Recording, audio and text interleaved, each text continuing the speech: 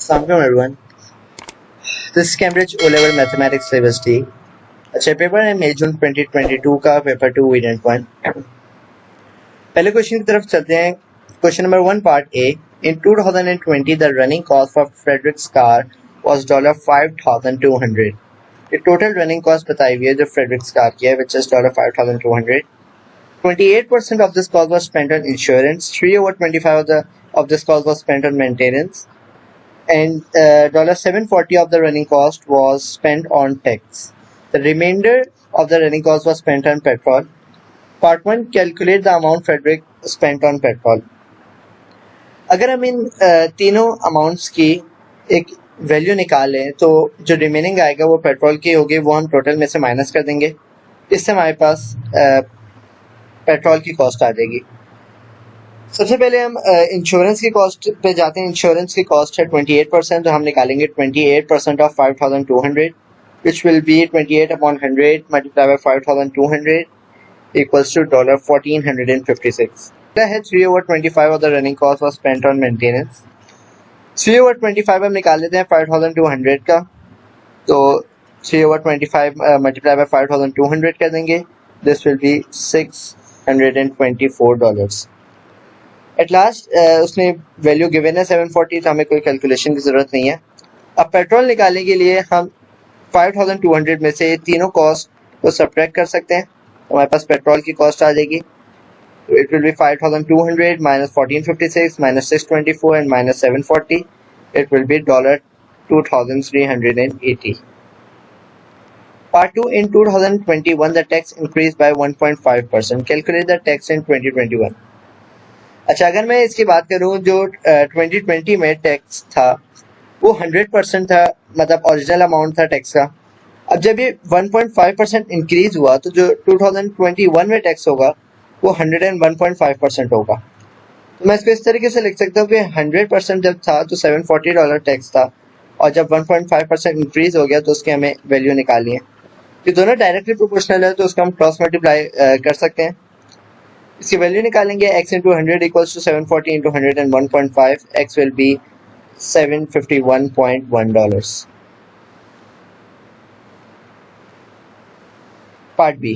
In January, the cost of petrol is $2.2 liter, 2.2 per liter. Find the cost of 38.7 liters of petrol. तो इसमें 1 litre की बताई हुई है 2.2 लीटर, तो हम 38.7 लीटर की निकाल सकते हैं. 38.7 मल्टीप्लाई बाय 2.2 करके it will be $85.14. Part 2. The average amount of petrol Frederick's car uses is 7 liters per 100 kilometer. In January, he spends $215.6 on petrol. Calculate the number of kilometer he drives in January. इसमें भी हम इसी directly proportional वाले फॉर्मूले से कर सकते हैं, लेकिन यहाँ हमारे पास 3 क्वांटिटीज हैं. Number 1 is litre, then kilometre and then dollars. तो सबसे पहले हम कर लेंगे कॉस्ट ऑफ पेट्रोल पर 100 किलोमीटर. कॉस्ट ऑफ पेट्रोल अगर हम 100 किलोमीटर करें 7 इंटू 2.2 से ये आ जाएगा $15.4. ये 100 किलोमीटर में इतने का पेट्रोल लगता है. अब इसको डायरेक्टली प्रोपोर्शनल वाले फॉर्मूले से कर सकते हैं. एक जगह किलोमीटर्स लिखेंगे, एक जगह डॉलर्स. अब हमें पता है कि 100 किलोमीटर पे $15.4 है, तो $215.6 पे कितना किलोमीटर है इसको हम क्रॉस मल्टीप्लाई कर लेंगे और x की वैल्यू आ जाएगी 1400 kilometres. Part 3. In February, the cost of petrol increases to $2.25 per liter. Calculate the percentage increase in the cost of petrol from January to February. Increase percentage का formula होता है increase upon original times 100. यहाँ increase जो होगा वो difference होगा. अगर new price जो है वो 2.24 है और ओल्ड प्राइस 2.2 थी, तो इधर का डिफरेंस हो जाएगा 0.04 का. ओरिजिनल अमाउंट ये वाली होगी 2.2. अब इसको वैल्यूज पुट करेंगे 0.04 upon 2.2 times 100. It will B 1.818 और 1.82%. Question number 2. Here are the first 4 patterns in a sequence made using gray tiles and white tiles. Complete the table for the first 5 patterns in this sequence. अच्छा, pattern drawn है grey tiles और white tiles से. हमें सबसे पहले table complete करना है. Pattern number 1, 2 और 3 का टेबल ऑलरेडी कंप्लीटेड है. पैटर्न नंबर 4 में अगर हम ग्रे टाइल्स लिखें तो काउंट करके भी लिख सकते हैं, लेकिन सबसे पहले हम ये चेक करेंगे क्या जो 6, 10 और 14 एक सीक्वेंस है इसमें क्या ये एक कॉमन डिफरेंस है जिससे वो इंक्रीज हो रहा हो। तो अगर हम चेक करें 6 से 10 तक जाने के लिए +4 है और 10 तक 14 पे जाने के लिए भी +4 हो रहा है, तो ये कॉमन डिफरेंस है। इसको यूज करके हम +4 करके ही पूरा टेबल फिल कर सकते हैं। अब अगर हम 14 में +4 करें तो हमारे पास आंसर आएगा 18, और अब 18 में भी मजीद हम +4 करेंगे तो हमारे पास आंसर आ जाएगा 22। अच्छा, हम नंबर ऑफ व्हाइट टाइल्स पे आते हैं। नंबर ऑफ व्हाइट टाइल्स में अगर हम सबसे पहले कॉमन डिफरेंस देखें तो वो एक नहीं है। पहले 2 से 8 पे जा रहे हैं, मतलब +6 हो रहा है। देन 8 से 18 पे जा रहे हैं, मतलब +10 हो रहा है। तो हम कॉमन डिफरेंस के थ्रू तो पैटर्न नंबर 4 के नंबर ऑफ व्हाइट टाइल्स नहीं लिख सकते, तो हमें काउंट करनी होंगी कि कितनी टाइल्स हैं पैटर्न नंबर 4 में व्हाइट टाइल्स। अगर हम काउंट करें तो 1 2 3 4 5 6 7 8 9 10 11 12 13 14 15 एंड 16। अच्छा, अगर 16 इधर राइट साइड पे है तो लेफ्ट साइड पे भी 16 होंगी। This will make 32। तो हम इधर मेंशन कर सकते हैं कि इधर 32 टाइल्स हैं number of white tiles pattern number 4 में। अच्छा, अगर अब मैं दोबारा डिफरेंस की तरफ आऊं तो सबसे पहले +6 हुआ था, फिर +10 हुआ और अब हो रहा है +14। इससे हमें ये पता लग रहा है कि जो डिफरेंसेस का भी डिफरेंस है वो कॉमन है। मतलब 6 से 10 पे गया तो +4 हुआ, फिर 10 से 14 में गया तो भी +4 हुआ। इसका मतलब अगर हम 14 में भी अब +4 करेंगे तो 18 हो जाएगा। तो जो पैटर्न नंबर 5 के लिए हमें व्हाइट टाइल्स चाहिए होंगी, उसमें 32 + 18 करके हम नंबर ऑफ व्हाइट टाइल्स निकाल सकते हैं इन पैटर्न नंबर 5। 32 + 18 करेंगे तो आंसर आ जाएगा 50 व्हाइट टाइल्स इन पैटर्न 5। अच्छा, टोटल नंबर ऑफ टाइल्स में हमें ऐड करना होगा नंबर ऑफ ग्रे टाइल्स और नंबर ऑफ व्हाइट टाइल्स को।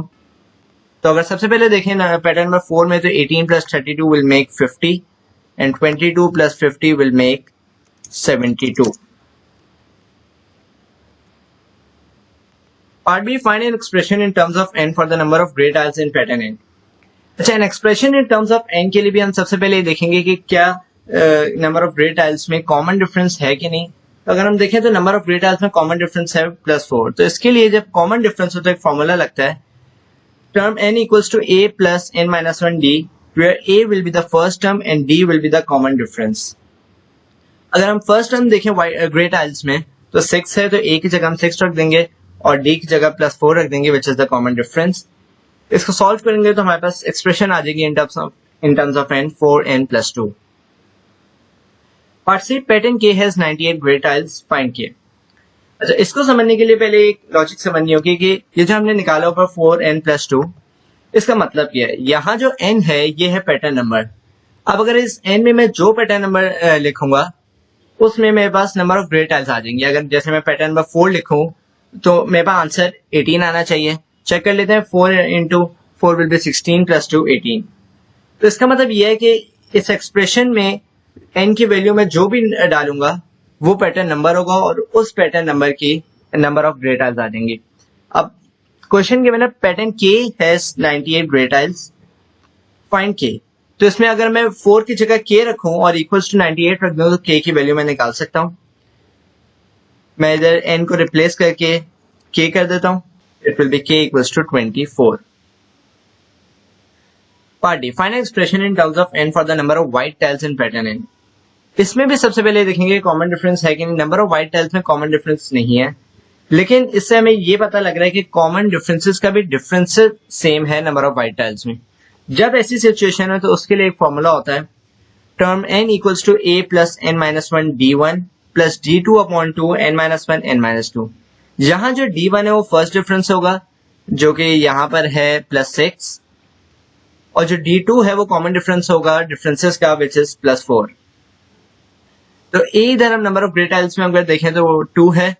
हम वैल्यूज पुट करेंगे और सॉल्व करेंगे तो हमारे पास नंबर ऑफ व्हाइट टाइल्स की an expression in terms of n आ जाएगी, which will be 2n²।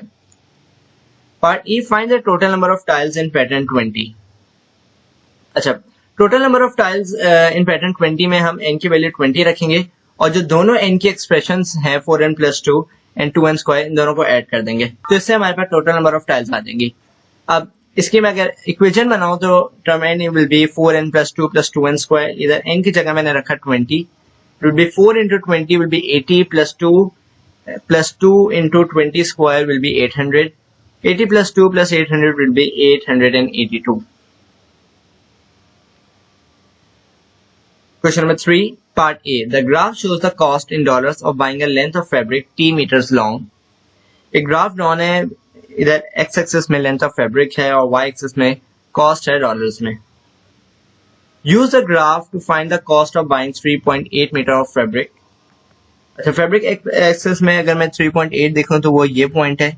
इसको मैं एक्सटेंड करूंगा लाइन तक तो ये इधर आ रहा है. इसका मैं y एक्सिस पे पॉइंट देख लूंगा, मेरे पास कॉस्ट आ जाएगी. It will be $28. Part 2. Samira buys K meters of fabric. She pays with a $20 note and received $1.5 change. Use the graph to find the value of K. इसमें हम cost से line extend करके length of fabric निकाल सकते हैं, लेकिन सबसे पहले हमें कॉस्ट निकालनी होगी, which will be 20 minus 1.5. It will be $18.5. जब $18.5 पे अगर हम लाइन ड्रॉ करें तो 18.5 आएगा समवेयर हियर. अगर मैं इसमें अब लाइन को एक्सटेंड करूं तो इधर जाके टच होगी लाइन और ये आ जाएगा 2.5 metre of fabric. Part B. Anita cuts 10 meter of fabric into 3 lengths to make a blouse, a skirt and a dress. The lengths of fabric needed to make the blouse, the skirt and the dress are in the ratio 6:8:11. Find the length of the fabric that is cut to make the dress. अच्छा, ratio में एक चीज समझने की होती है कि जो 6:8:11 लिखा है, सिंप्लीफाइड रेशियो है. ये किसी नंबर से मल्टीप्लाई होगा तो जाके बनेगा इसका टोटल 10 मीटर. अच्छा, ये कौन से नंबर से मल्टीप्लाई हो रहा है उसको मैं x ले सकता हूं, तो it will B 6x plus 8x plus 11x equals to 10, क्योंकि जो टोटल लेंथ है वो 10 मीटर है. 6x plus 8x plus 11x will be 25x and x will be 0.4. अच्छा, अब x की वैल्यू आ गई 0.4. अब क्वेश्चन की तरफ दोबारा आता है. Find the length of the fabric that is cut to make the dress. Dress का अगर हम रेशियो देखें तो वो 11 है, तो 11x जो होगा वो आ जाएगी length of fabric which was cut to make that dress. इधर हम x की वैल्यू पुट करेंगे 0.4, it will be 11 into 0.4, it will be 4.4 meters. Part C. The upper bound for the area of rectangular piece of fabric is 8.8125 meters square. The width of the piece of fabric is 2.3 meters, correct to the nearest 0.1 meter. The length of the piece of fabric is d meters, correct to the nearest 0.1 meter. Find the value of d. अच्छा, upper bound में हम सबसे पहले देखेंगे कि हमारे पास equation क्या बनेगी. अगर मैं एरिया ऑफ रेक्टेंगल की इक्वेशन देखूं तो लेंथ इनटू ब्रेथ होती है. अब जब मल्टीप्लिकेशन का केस है और हमें अपर बाउंड निकालना है तो हम upper bound multiply by upper bound करेंगे, या हम लेंथ का भी अपर बाउंड लेंगे और ब्रेथ का भी अपर बाउंड लेंगे. अपर बाउंड कैसे लेंगे? अगर मैं विड्थ में इधर देखूं तो इधर लेंथ गिवन है वो correct to the nearest 0.1 metre है, तो सबसे पहले जो नियरेस्ट के बाद लिखा होता है उसका डिवाइड बाय 2 करेंगे, which will be 0.1 divide by 2 equals to 0.05.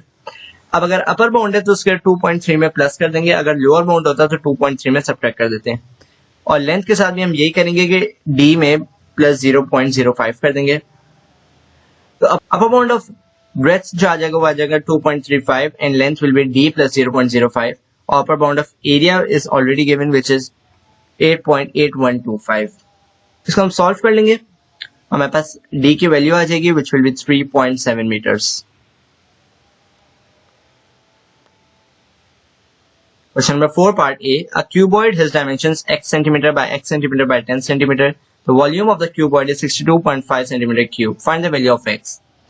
Volume का फॉर्मूला होता है length into breadth into height. इधर हम वैल्यूज पुट कर सकते हैं. वॉल्यूम की जगह 62.5, l इंटू b की जगह x into x and height will be 10 centimetre.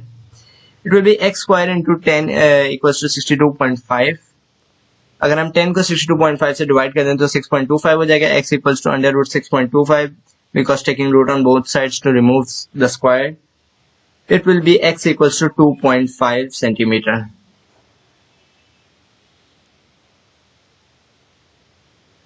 Part B. A piece of part AOB is a sector of a circle center O with angle 84 degree and radius 15 centimeter. Show that the arc length of the sector is 7 pi centimeter. Arc length का formula होता है एक sector में angle upon 360 into 2 pi r. यहाँ जो angle है वो है 84 डिग्री और जो रेडियस की वैल्यू है वो 15, हम वैल्यू सपोर्ट करके आर्क लेंथ निकाल सकते हैं. It will B 84/360 into 2 pi into 15. Length will be 7 pi shown. Part A, O is joined to OB to form the curved surface area of a cone. Calculate the radius of a cone. जब OA जो है वो OB पे join हुआ है, मतलब ये जो था ये फोल्ड होके इधर आ गया OB पे.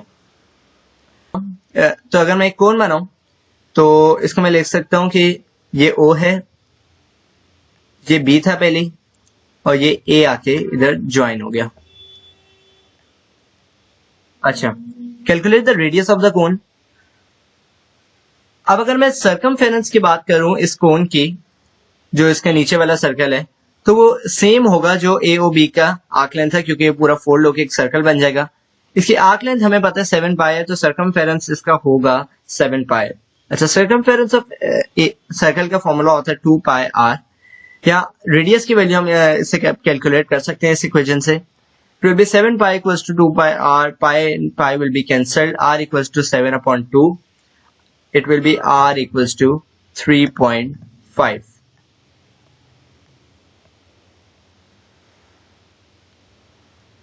Part C, find the height of the cone.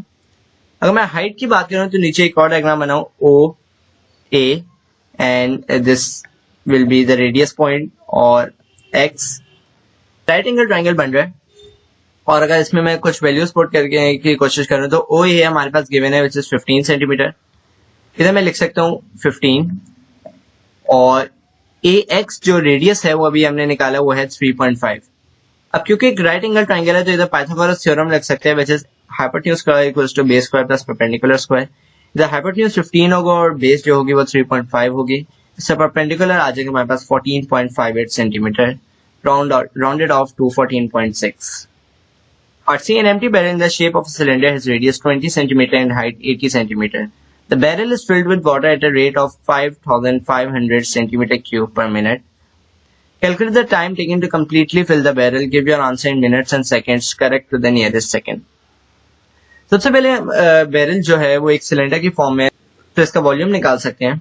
Volume of cylinder का फॉर्मूला होता है पाई आर स्क्वायर एच. अच्छा, अगर मैं इधर रेडियस देखूं तो इसमें गिवन है विच इज 20 सेंटीमीटर.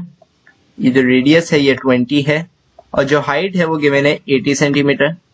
तो इसमें रेडियस और हाइट की मैं वैल्यू रखे इसका वॉल्यूम निकाल सकता हूँ. It will B 100,530.9649 centimetre cube. अच्छा, अब उसने बताया हुआ है कि 5,500 सेंटीमीटर क्यूब एक मिनट में फिल हो रहा है. तो 100,530.9649 सेंटीमीटर क्यूब कितने मिनट्स में फिल होगा ये हम कैलकुलेट कर सकते हैं by the formula of directly proportional. इसको हम क्रॉस मल्टीप्लाई करेंगे, हमारे पास आंसर आ जाएगा 18.28 मिनट्स. लेकिन उसने बोला भाई give your answer in minutes and seconds. तो ये बात तो ऑब्वियस है कि 18 मिनट्स होंगे. हमें 0.28 कब सेकंड्स में कन्वर्ट करेगा, इससे हम करेंगे 0.28 multiply by 60. It will B 17 seconds. हमारे पास आंसर आ जाएगा 18 minutes 17 seconds. Question number 5, part A. Complete the table of values for y equals to x cube minus 4x plus 3. x equals to minus 3 में y की value given नहीं थी, तो हम अगर इक्वेशन में x equals to minus 3 रखें तो y की वैल्यू आ जाएगी minus 12. Part B. Draw the graph of y equals to x cube minus 4x plus 3. Points plot कर देते हैं हम नीचे ग्राफ में. ये समवे ऐसे तो ये कुछ ऐसे पॉइंट्स प्लॉट हो जाएंगे और फिर लाइन से ज्वाइन कर लेंगे सारे पॉइंट्स को. Part C, by drawing a suitable line on your graph, find the solutions of the equation x cube minus 4x minus 2. In type के क्वेश्चंस में जब एक इक्वेशन गिवन हो और सॉल्यूशंस का वर्ड हो तो सबसे पहले जो हमारे पास गिवन इक्वेशन है इसको हम सेम बनाएंगे जो इक्वेशन हमारे पास क्वेश्चन में which is x cube minus 4x plus 3.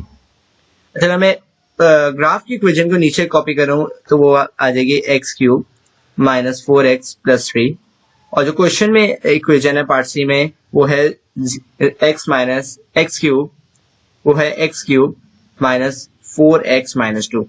अगर मैं डिफरेंस देखूं इक्वल्स टू 0. अगर मैं डिफरेंस देखूं तो x cube सेम है, minus 4x सेम है. यहाँ जो ग्राफ की इक्वेशन है वो +3 है और यहाँ नीचे जो है वो -2 है. तो -2 को +3 बनाने के लिए मैं +5 करूंगा, लेकिन मैं सिर्फ इधर +5 नहीं करूंगा, मैं करूंगा +5 ऑन बोथ साइड्स. तो अगर मैं +5 ऑन बोथ साइड्स करूंगा तो ये बन जाएगी 0 + 5 इक्वल्स टू x³ - 4x + 3। अगर मैं देखो x³ - 4x + 3 ये ग्राफ वाली इक्वेशन है और ये इंडिकेटेड है बाय द लेटर y। तो इसको मैं इक्वेट कर सकता हूँ y से, मेरे पास इक्वेशन ऑफ लाइन बन जाएगी y = 5। और y = 5 की लाइन सबसे पहले मैं ड्रॉ कर लेता हूँ ग्राफ में। y = 5 की लाइन कुछ इस तरीके से ड्रॉ हो जाएगी।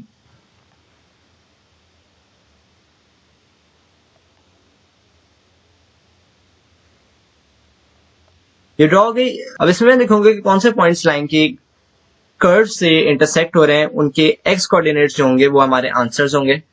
तो सबसे पहले मैं इधर देखूं तो ये है -1.8, then it's -0.6 and at last it's 0.3. Question number 6. A quadrilateral given है ABCD. The diagram shows a field ABCD drawn to a scale of 1 centimeter to 50 meters. Scale given है जो हमारे पेपर में 1 सेंटीमीटर होगा या हमारे स्केल में जो 1 सेंटीमीटर होगा वो रियल में 50 मीटर्स होगा। Party the field has a straight path from D to the mid point of AB. Mid point somewhere इधर होगा। Draw the path and measure the angle the path makes with DC. अच्छा, सबसे पहले तो ये path draw करना होगा D से AB तक। तो ये हम ड्रॉ कर लेते हैं D से AB के मिड पॉइंट तक। ये हमारा हो गया पाथ। अच्छा, अब हमें मेजर करना है angle the path makes with DC का एंगल हमें लेना होगा DC से। इसको अपने प्रोटेक्टर से हम एंगल मेजर करेंगे तो ये आ जाएगा 46 degree.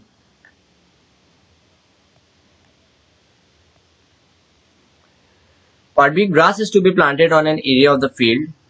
The area is to be planted is to be less than 325 meter from B. अच्छा, लोसाई में जब एक पॉइंट गिवन हो तो हम एक सर्कल बनाना होता है। यहाँ 325 मीटर है तो हमें स्केल यूज करेंगे कि 325 मीटर हमारे स्केल में कितना है। तो अगर 50 मीटर 1 सेंटीमीटर है तो 325 हम डिवाइड बाय 50 कर लेंगे। It will B 6.5 centimetre. अब हम 6.5 सेंटीमीटर का अपना कंपास खोलेंगे और एक सर्कल ड्रॉ कर लेंगे कंपास को पॉइंट B में रखे। 6.5 सेंटीमीटर का समवेयर इस टाइप का सर्कल बन जाएगा। हम ये पूरा कंप्लीट नहीं करेंगे सर्कल क्योंकि हमें फील्ड के अंदर ही रहना है। Nearer to CB than to CD. अच्छा, लोसाई में जब कोई दो लाइंस गिवन हो तो हम एंगल बाइसेक्टर बनाएंगे। अब CB और CD का एंगल बाइसेक्टर बनाने के लिए सबसे पहले हम एक नॉर्मल एंगल ड्रॉ कर देंगे। अच्छा, अब जो एंगल का ये वाला पॉइंट है इसमें हम कंपास रख के एक ऐसे आर्क बना देंगे, एक ऊपर और एक नीचे। और फिर जो दूसरा पॉइंट है उसके साथ भी सेम ऐसे ही करेंगे, एक ऊपर आर्क बना देंगे कंपास रख के और एक नीचे। और फिर ये लाइन जो होगी वो ड्रॉ कर देंगे। And can only be on one side of the path. By drawing appropriate loci, find and shade the largest possible area for the grass to be planted.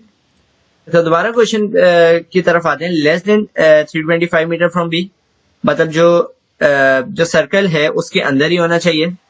मतलब जो बाहर वाला ये एरिया होगा इसको मैं रेड हाईलाइट कर देता हूँ, यहाँ हमारी ग्रास प्लांट नहीं हो सकती। अच्छा, अगला है nearer to CB than to CD. Nearer to CB मतलब इस एरिया में भी ग्रास प्लांट नहीं हो सकती।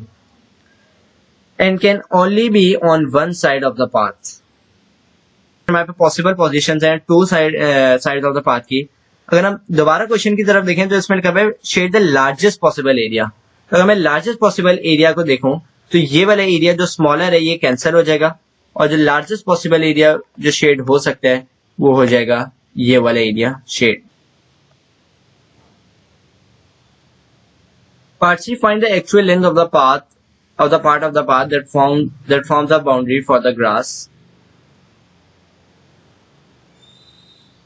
जो ग्रास का ये पार्ट है इसमें हम जो सारी लाइंस हैं इसका स्केल से मेजर कर लेंगे और फिर उसका मल्टीप्लाई बाय 50 कर देंगे हर लेंथ को, तो हमारे पास बाउंड्री की टोटल लेंथ आ जाएगी। Question number 7 part A. Yasir travels to work either by car, bus, train or bike. The probabilities of using these means of transport on any work day are shown in the table. Part 1, find P. अच्छा, probabilities given है तो इसमें probability में हमें ये पता हो कि सारी probabilities का जो sum होगा वो 1 होगा. तो हम P की वैल्यू कर सकते हैं P plus 0.12 plus 0.1 plus 0.4 plus 0.26 is equals to 1. अगर हम 1 को इन सारी वैल्यू सब सब्ट्रैक्ट कर दें तो P की वैल्यू आ जाएगी 0.22. Part 2, find the probability that on Monday and Tuesday he travels to work by train on one day and by bus on other day. अच्छा, probability में एक चीज समझने वाली होती है कि अगर and का वर्ड हो तो वो हमेशा मल्टीप्लाई होगा और का वर्ड हो तो हमेशा एडिशन होगी. अगर मैं probability की सिचुएशन बनाऊं कि उसने बोला है कि मंडे और ट्यूसडे में से किसी एक दिन ट्रेन पे जाए और किसी एक दिन बस पे जाए. अब इसकी दो पॉसिबिलिटीज हो सकती हैं. पहली पॉसिबिलिटी ये होगी कि या तो वो मंडे को ट्रेन पे जाए एंड ट्यूसडे को बस पे जाए, और मंडे को बस पे जाए और ट्यूसडे को ट्रेन पे जाए. या एंड और आगे एंड और को हम मल्टीप्लिकेशन और एडिशन से रिप्लेस कर देंगे रिस्पेक्टिवली, और जो टी और बी है यहाँ टी और बी के प्रोबेबिलिटीज लिख देंगे जो हमारे पास गिवन है 0.26 एंड 0.4. हम सॉल्व करेंगे तो आ जाएगा 0.208.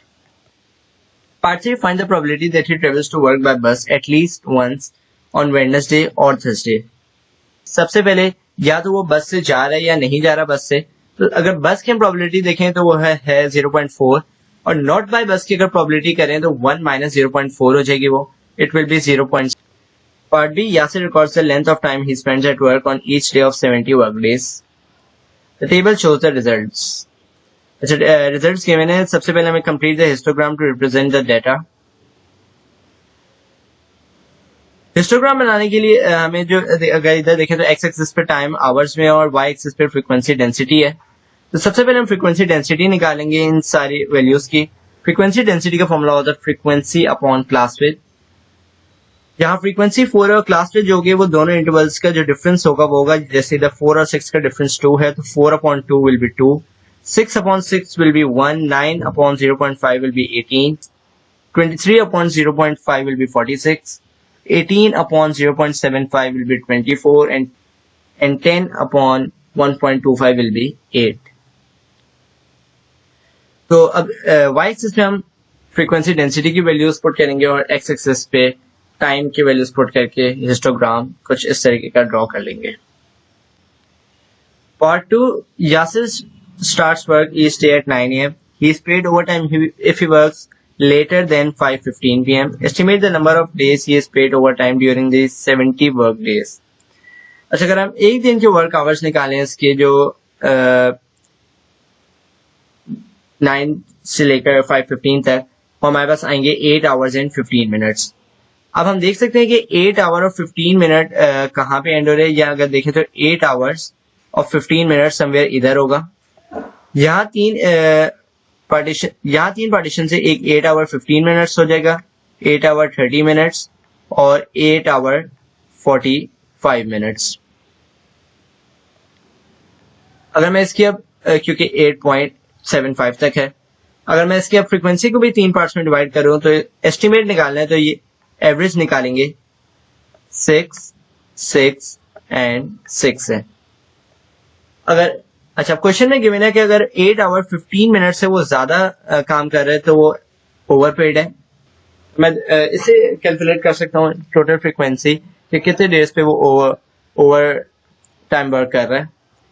या अगर मैं देखूं तो ये वाला 6 कट जाएगा क्योंकि 8 hour 15 मिनट तक है. अब इधर से मैं कैलकुलेट करना शुरू करूंगा frequency. It will B 6 + 6 + 10. The answer will be 22. Question number 8, Part A. Apples cost $X per kilogram and oranges cost $Y per kilogram. The total cost of 5 kg of apples and 10 kg of oranges is $40. Show that x + 2y = 8. यहाँ सबसे पहले अगर मैं देखूं तो 5 kg of apples है और एक एप्पल $X का है तो 5 apples $5x के हो जाएंगे, और जो ऑरेंजेस हैं वो $10y के हो जाएंगे. इनको जब एड अप करेंगे तो आ जाएगा = 40. अब सिंप्लीफाई कर सकते हैं इसमें तो 5 कॉमन हो जाएगा. 5 कॉमन करेंगे तो पूरी इक्वेशन को 5 से डिवाइड कर देंगे, it will be x plus 2y equals to 8. Part 2, the total cost of 4 kg of apples and 3 kg of oranges is $19. Use simultaneous equations to find the cost of 1 kilogram of apples and 1 kilogram of oranges. Show your working.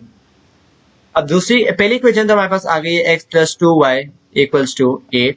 दूसरी equation calculate करने के लिए हम 4x plus 3y equals to 19 करेंगे. अब इन दोनों को simultaneous solve करें तो मैं प्रेफर करूंगा कि इसको सब्स्टिट्यूशन मेथड से सॉल्व करें. सब्स्टिट्यूशन मेथड में सबसे पहले इक्वेशन 1 से हम x को सब्जेक्ट बनाएंगे. It will B 8 minus 2y. अब जो 8 minus 2y को हम इक्वेशन 2 में पुट कर देंगे x की जगह और फिर इसका सॉल्यूशन निकालेंगे. y की वैल्यू आ जाएगी 2.6. अच्छा, y की वैल्यू हम किसी भी ऊपर वाली इक्वेशन में रख सकते हैं या इसमें रख दें 2.6. हमारे पास x की वैल्यू आ जाएगी, it will B $2.8.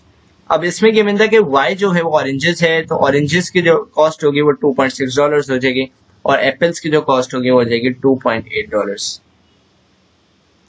Part B, solve -8 is less than 4 into x minus 3 is less than 7. ऐसी इनइक्वालिटीज को हम दो पार्ट्स में डिवाइड करेंगे. First part will be -8 is less than 4 into x minus 3.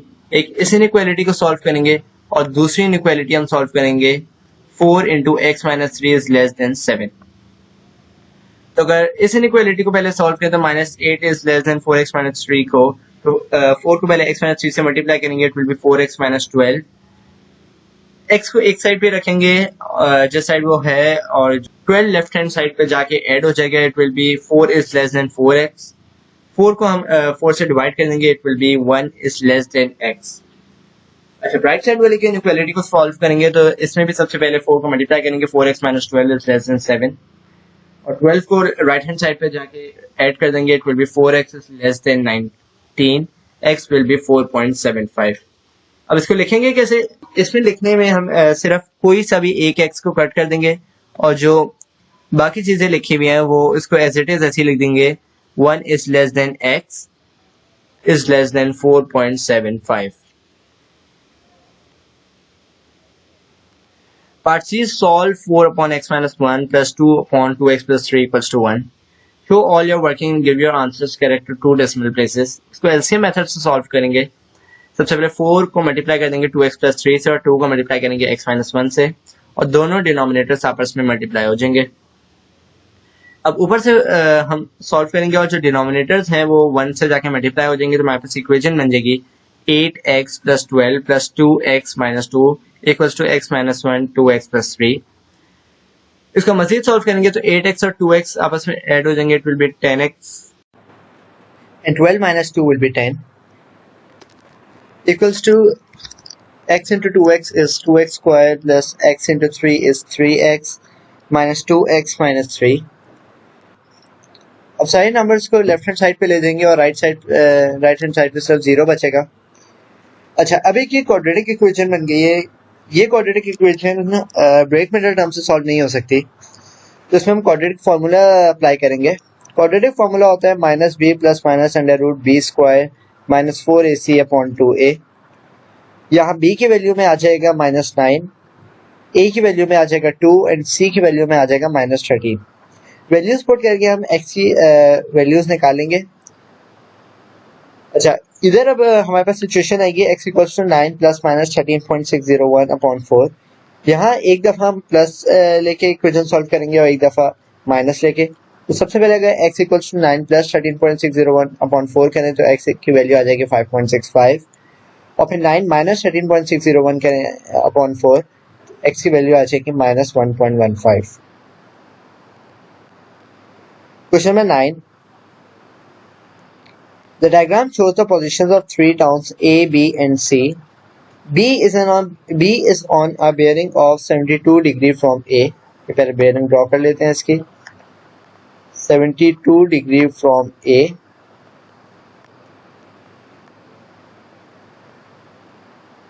C is on a bearing of 150 degree from A. मतलब ये जो पूरा एंगल है ये 150 डिग्री है, तो अगर मैं 150 में से 72 को सब्ट्रैक्ट कर दूं तो ये एंगल आ जाएगा मेरे पास 78 डिग्रीज.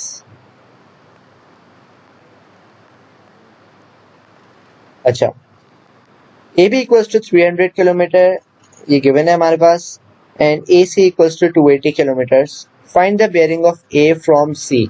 अच्छा, सी पे हम नॉर्थ बनाएंगे। सी पे अगर नॉर्थ बनाए ऐसे करके, तो इससे आप क्लॉकवाइज एंगल लेंगे जब तक कि ए पे टच नहीं हो जाता, या हम क्लॉकवाइज लेके चले तो ये पूरा एंगल बनेगा।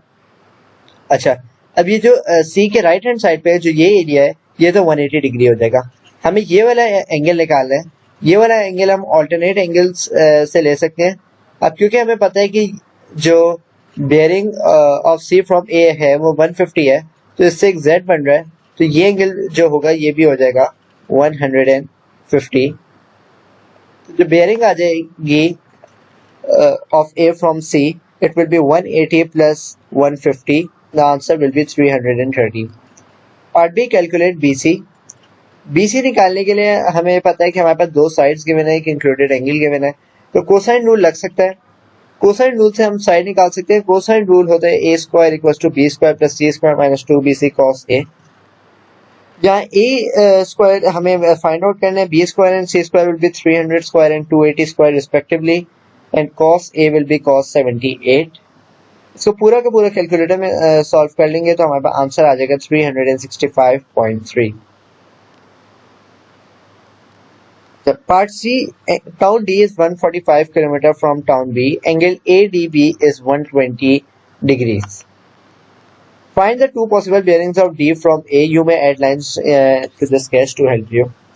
अच्छा, दो पॉसिबल पोजीशंस हैं डी के बेयरिंग की। इससे सबसे पहले बोला हुआ है कि जो ADB है एक ट्राइंगल बन रहा है, और ADB का जो एंगल है वो 120 डिग्रीज है, और जो DB की लेंथ है वो है 145 किलोमीटर। तो अब अगर या तो एक पोजीशन D की यहाँ पे हो सकती है कि अगर मैं इस ट्राइंगल को ड्रॉ करूं, ये समवेयर 120 डिग्री हो जाएगा, और जो DB की लेंथ होगी वो हो जाएगी 145 किलोमीटर्स। अच्छा, एक पॉसिबल सॉल्यूशन तो ये है। दूसरा पॉसिबिलिटी ये है कि इसके मैं नीचे ही बनाऊं, तो नीचे इधर इधर डी का पॉइंट ले सकते हैं, और जो एंगल ADB होगा वो इधर 120 डिग्रीज हो जाएगा, और DB की जो लेंथ होगी वो हो जाएगी 145 किलोमीटर्स। अच्छा, अगर मैं ऊपर वाली डायग्राम से एंगल लूं तो मुझे पता है कि जो ये वाला एंगल है 72 डिग्रीज है। ये 72 डिग्रीज मैं इधर भी ड्रॉ कर सकता हूं। ये पूरा एंगल जो ग्रीन वाला है ये हो जाएगा 72 डिग्रीज। अच्छा, अब क्वेश्चन की तरफ दोबारा आते हैं। Find the two possible bearings of D from A. अब जो पहली बेयरिंग हमारी पॉसिबल बनेगी वो या तो ये बेयरिंग होगी, इसको हम नाम देते हैं बेयरिंग 1। इसको हम कैलकुलेट कर सकते हैं 72 minus angle DAB,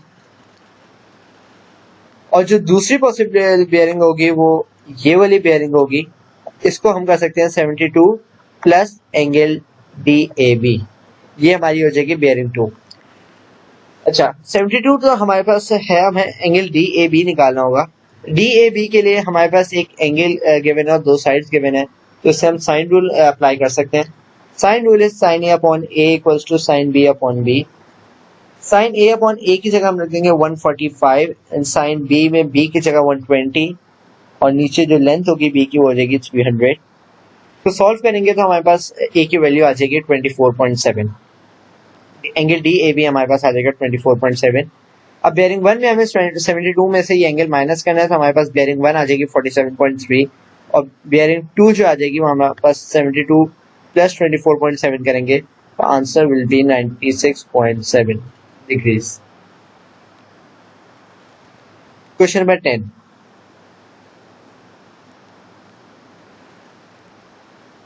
The diagram shows triangles A, B and C. Describe fully the single transformation that maps triangle A onto B.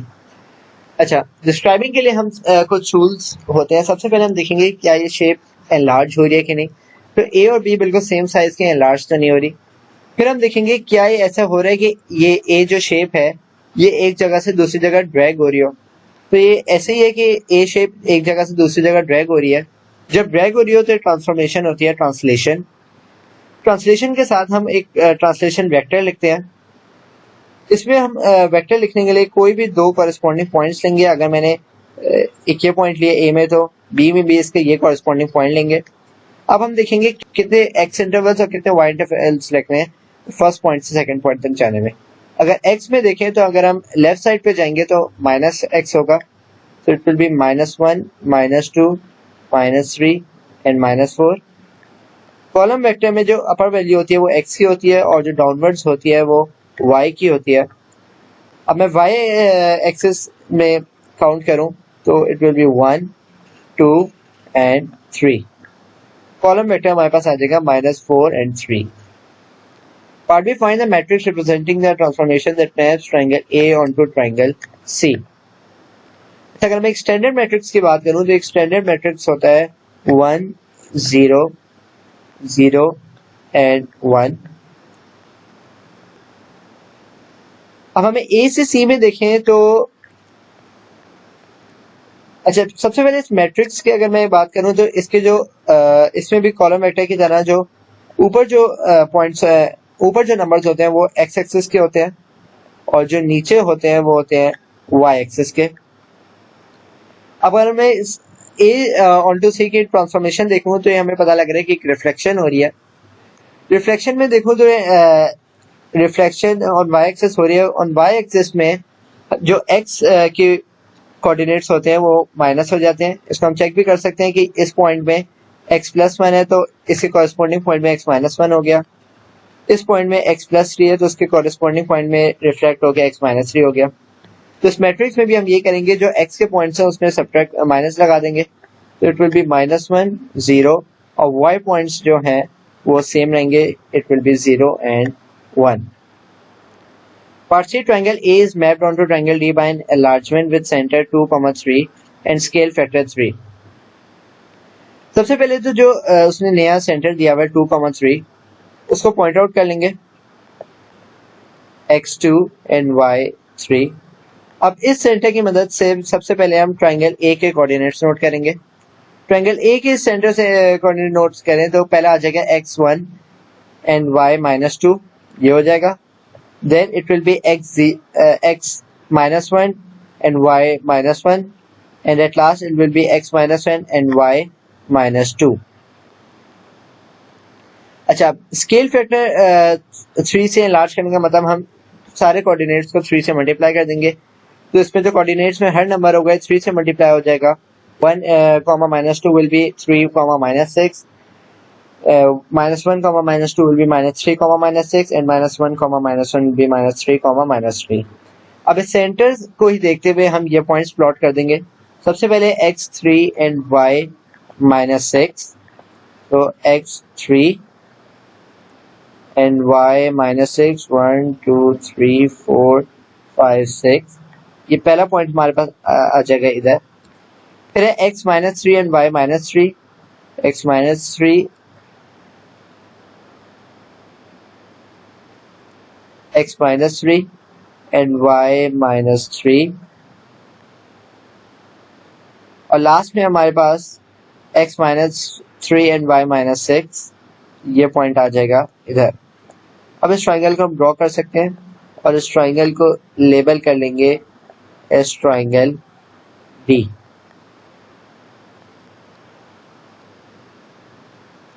Question number 11, P is the point 3, -3 and Q is the point 1, 5. Calculate the length of PQ. जब भी कोई दो coordinates given हो और उन दो points के बीच में जो लेंथ है वो निकालनी हो तो उसका फॉर्मूला होता है √x2 - x1 whole square plus y2 - y1 whole square.